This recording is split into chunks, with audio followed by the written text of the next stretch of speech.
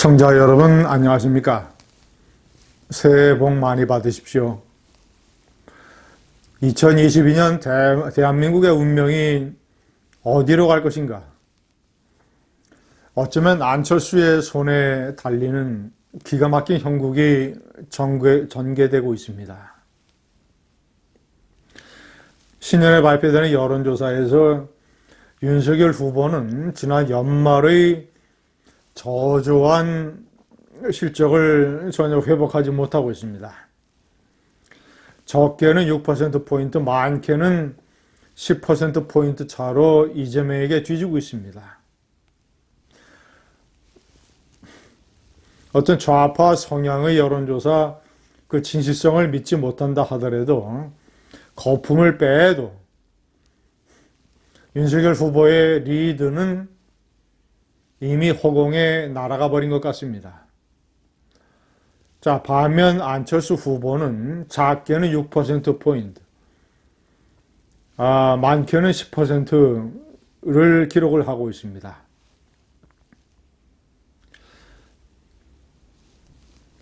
시청자 여러분, 안철수가 누구와 결합을 하느냐에 따라서 대통령 선거의 결과가 결정되어질지 모릅니다. 제가 조금 후에 말씀을 드리겠습니다만, 똘똘 뭉치는 좌파,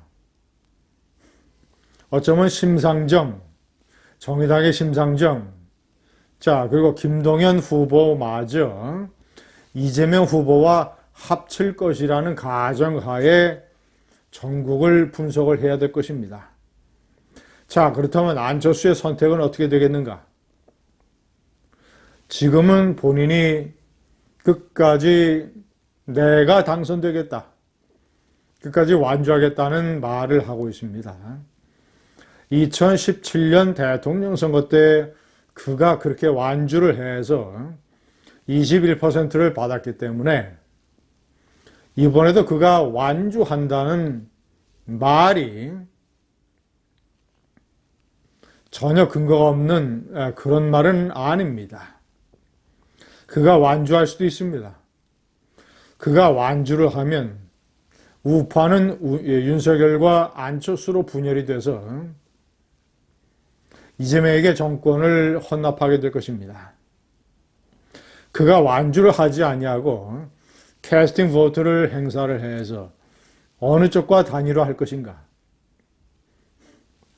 그가 이념적으로 중도 우파이기 때문에 문재인과 싸워서 뛰쳐나와서 국민의당을 만들었기 때문에 윤석열과 우호적인 관계를 가지고 있기 때문에 안철수는 반드시 윤석열과 합칠 것이라는 그런 전망은 대단히 위험합니다.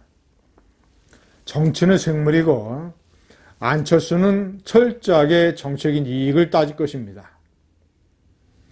그가 판단할 때는 내가 손을 잡아서 후보 단일화할 때 손을 잡아서 대통령이 될 수 있는 후보를 선택할 가능성이 상당히 높습니다.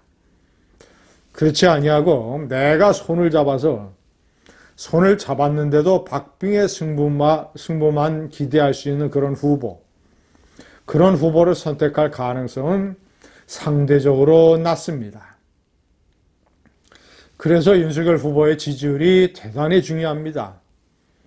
만약에 구정 때까지 지금의 하락세를 반전해서 상당 부분 만회하고 이재명과 박빙의 구도로 가져 안철수가 저쪽에 심상정과 김동연이 합친다는 가정하에 안철수가 윤석열 후보를 선택할 때 그래서 집권할 가능성이 상당히 높을 때 안철수는 그런 선택을 하게 될 것입니다. 안철수는 경제는 진보, 안보는 보수라는 입장을 견지해 오고 있습니다. 그는 문재인과 싸워서 뛰쳐나왔지만 그가 이재명과 합칠 명분을 만드는 것은 손바닥 뒤집기입니다. 이재명은 문재인과 다르다. 이재명은 끔찍한 친문 세력과 다르다. 이재명도 친문 세력과 싸웠지 않느냐. 이런 식의 명분을 대고 정책 대연합을 하고 JP가 DJ와 합쳤던 것처럼 국무총리를 비롯한 몇몇 장관의 자리를 안철수가 가져오고 그래서 이재명, 안철수 공동정권을 만들고 이런 그림을 왜 안 그리겠습니까? 벌써부터 송영길 대표와 이재명 후보는 안철수를 향해서 그런 유혹의 손길을 내밀고 있습니다. 안철수가 무엇을 기준으로 선택을 할까요? 윤석열 후보에 대한 호감, 반문재인 정서, 반문재인 정권교체라는 공감대, 이런 것도 일정 부분 작용을 할 것입니다. 그러나 가장 중요한 것은 안철수는 정치인이고 자신이 5년 후에 또 다른 기회가 있기 쉽지 않다라는 판단을 하게 된다면 이번에 누구와 잡아서 공동정권을 할 것인가? 누구와 잡아서 이 국민의당에 있는 많은 지역구의 당협위원장을 전부 다 자리를 보장받을 수 있고 그리고 총리와 장관 자리를 누구와 더 많이 만들어낼 수 있을 것인가? 정책이야 내가 연합을 해서 내가 원하는 대로 바꾸면 된다. 이런 식의 망상에 가까운 생각을 왜 못하겠습니까? 시청자 여러분, 그래서 안철수가 2022년에 운명을 주게 된다면 자, 윤석열 후보는 김정인 위원장도 슬슬 말을 바꾸고 있습니다. 안철수와의 후보 단일화를 반대하는 그런 입장과 언급을 했다가 상황이 변하면 바뀌어야 되지 않겠는가라는 식으로 말을 바꾸고 있습니다. 윤석열 후보, 안철수를 잡기 위해서라도 구정전까지 특단의 대책으로 신년 기자회견을 포함을 해서 어쩌면 윤석열의 6.29 선언 비슷한 과감한 유권자들의 욕구를 채워줄 수 있는 과감한 정책적 선언, 통치 스타일, 정치 스타일 이런 것에 과감한 카드를 준비를 해야 될 것입니다. 제가 이번에 명기를 했습니다마는 이탈리아 공산당 창시자 안토니오 그람시가 얘기한 진지전 이론, 러시아나 중국처럼 국가 전체를 뒤엎어버리는 인민공산주의 혁명이 불가능한 나라에서는 각 분야, 종교, 출판, 교육, 언론, 노조 이런 데에 강력한 좌파의 진지를 구축해야 된다. 1987년 이래 한국의 좌파가 종교처럼 신봉한 전략이 안토니오 그람시의 진지전 이론입니다. 그래서 1987년 민주화 이래 4차례의 우파 정권이 있었고 3차례의 좌파 정권이 있었는데 그동안 우파 정권은 허약함을 증명했습니다.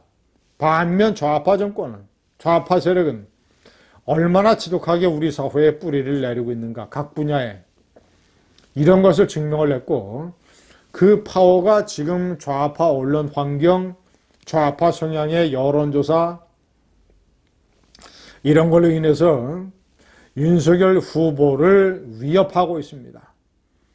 기울어진 운동장에서 뛰는 윤석열 후보. 박정희 대통령이 군사혁명을 한 지 61년, 87년 민주화운동 이래 35년 만에 치러지는 자, 이제 우파 정권도 겪을 만큼 겪었고 좌파 정권도 겪을 만큼 겪어서 우파와 좌파가 다 발가벗고 뛰는 새로운 전쟁, 2022년의 전쟁. 안철수가 캐스팅 보트를 쥐고 있다면 안철수의 뇌를 어떻게 해서든지 바꿔서 우파가 총력을 기울여서 김종인부터 발벗고 나서서 윤석열 후보는 신년 기자회견을 포함한 어떤 특단의 분위기 전환 대책으로 안철수가 윤석열의 손을 잡을 수 있도록 만들어야 됩니다. 감사합니다.